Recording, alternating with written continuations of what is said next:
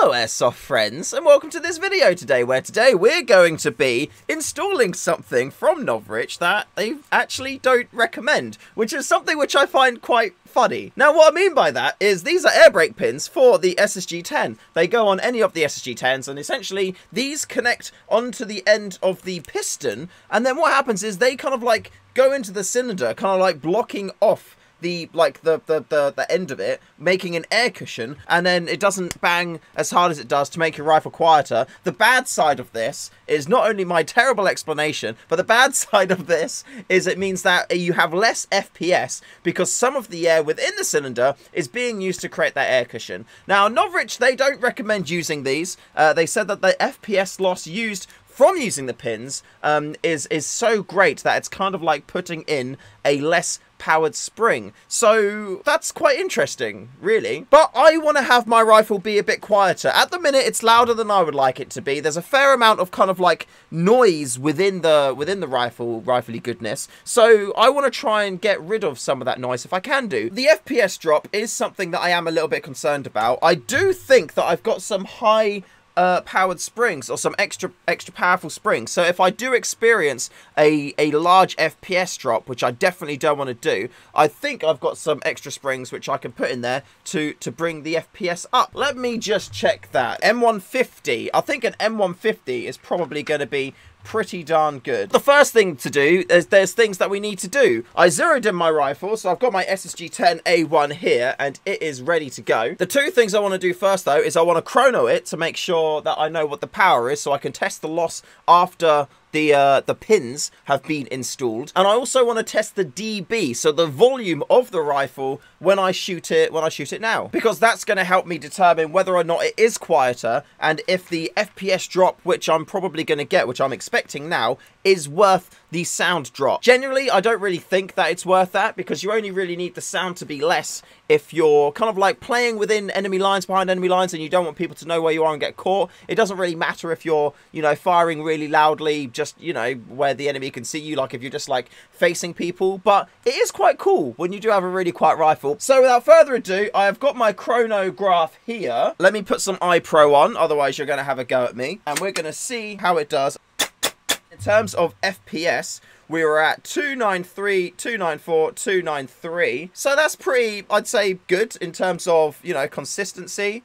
And in joules, that is a 1.85, and the other ones were 1.84. So we're 1.84, 1.85 joules on the shot, 84.8. Now with that being done, it's time to take this apart and put an air brake pin in. To get the air brakes installed in this, it's pretty easy to take down a VSR10. All you do is you take out the 3 screws that are on the bottom, and then you just lift the stock off just like so. And then on most VSRs, there's actually a little thing here which you lift out, and then that kind of like removes the catch for the bolt. But on the Novritsch SSG10, what you actually have to do is take out this screw here and this screw here, remove the trigger unit, and then we can slide the bolt out. And there we go, the bolt is out. To get to the piston, it can be a bit of a pain, but you've got these 2 little gap bits there next to the cylinder head, and all I do is I use my little tooly thing there, put it in one of the holes, spin it around just like that, and then the piston just kind of like pops up and says hello, just like so. Now I do actually have a sorbo pad inside the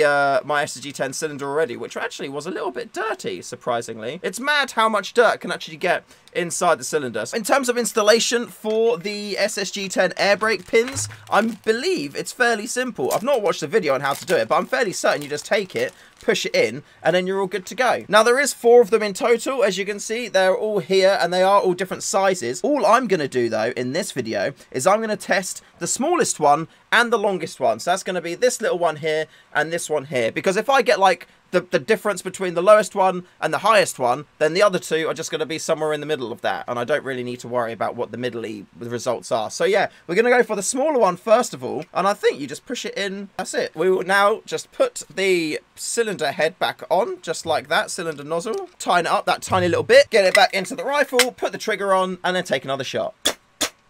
Shooting the back wall with the small air brake pin, I got 85 decibels. To be fair, I think it did sound a little bit different.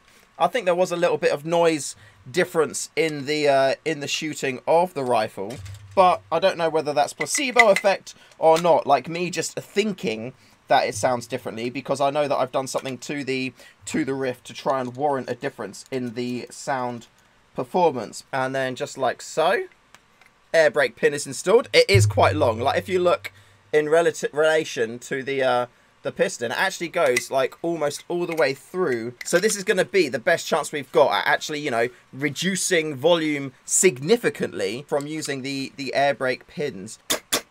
We have our result. On the large air brake pin, the decibels maxed out at 80.8, which is what, 4 decibels less than it was without it.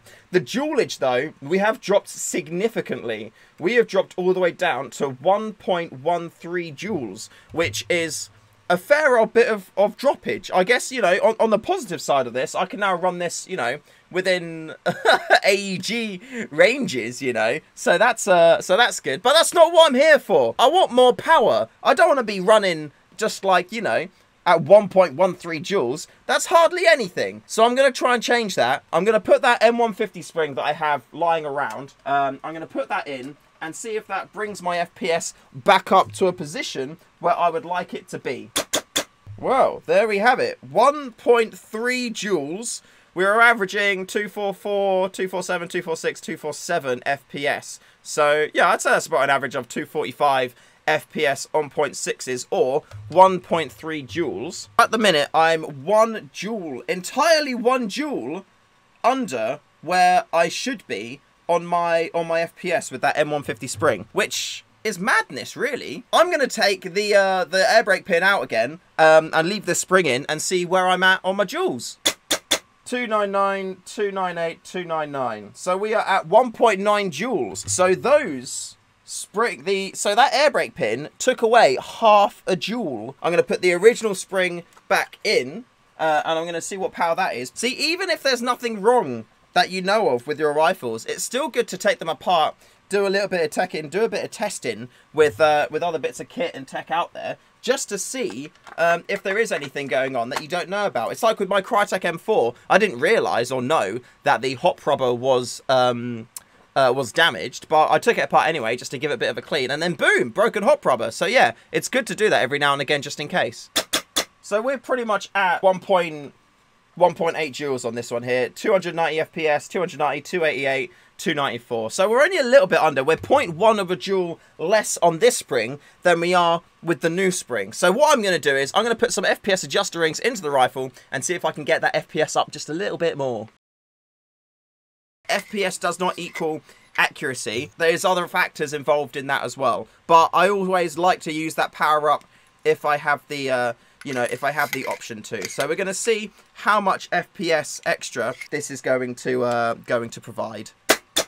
I am now running at 2 joules pretty much on the nose. So that was 307 FPS, 311, 305, 304. So not super consistent, but I think that, you know, maybe it just needs to be used a little bit for it all to bed together. I don't know, maybe there's some science there for that. We definitely got an FPS increase there. I'm going to put on this other little adjuster ring that I've got, just to see if it brings the FPS up just a tiny little bit more. And then hopefully that'll make us a little bit more deadly and longer ranged. I'm not really a big fan of teching. Generally, I only want to do stuff if things are broken or not working. But I just couldn't help myself. I was like, I need to test out these air brake pins because I'm curious if they are going to make my rifle quieter. But like Novritsch says, I do agree with them, and I like the fact that they're honest about that. They're not trying to sell it as a potentially a snake oil type product where they're like, you know, buy these air brake pins, they're going to be great for you. The fact that they're honest on the website and they're like, we don't really recommend that you buy these, but they're available if you want them. I think that does speak of the character of the guys working over there. So yeah, good, big, you're getting points there. Well done, nice one.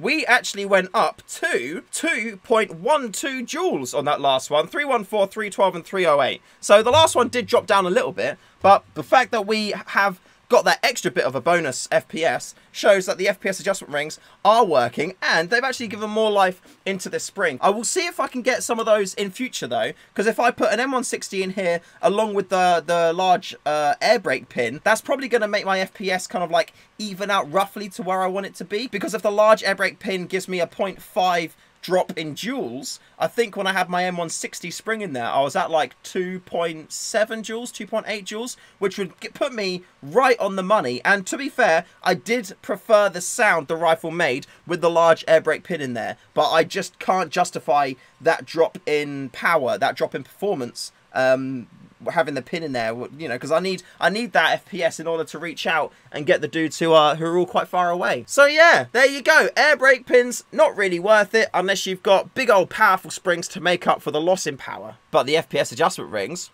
great success. Yes, get those. They're good. Yes, get those. Thank you very much for watching this video. I hope you've been entertained and you've learned some interesting stuff today. Again, a big thank you to Novritsch for sending me the air brake pins, the FPS adjustment rings, the springs, all that juicy stuff. You're beautiful. Thank you very much for supporting the channel. If you buy something from Project Airsoft, if you support on the Patreon, all of you help allow me to continue making all of this wonderful content for you. Speaking of Patreon, thank you to all my Patreons. You are great. Everyone who is a Patreon is just, you know, very lovely in my books, and I will give each and every one of you a hug when I meet you in the flesh. Legit, just come up to me at like an airsoft field day there where we're playing and be like, oh, I'm this person, and I will cuddle the shit out of you, okay? And if you're looking for some airsoft friends, join the StayFreshShoe Airsoft Community Discord. Link is in the description below. Almost 600 airsoft friends are in there, so go join them, become an airsoft friend, enjoy airsoft, make some friends, and yeah, be a part of our lovely little positive community. And until next time, thank you very much for watching.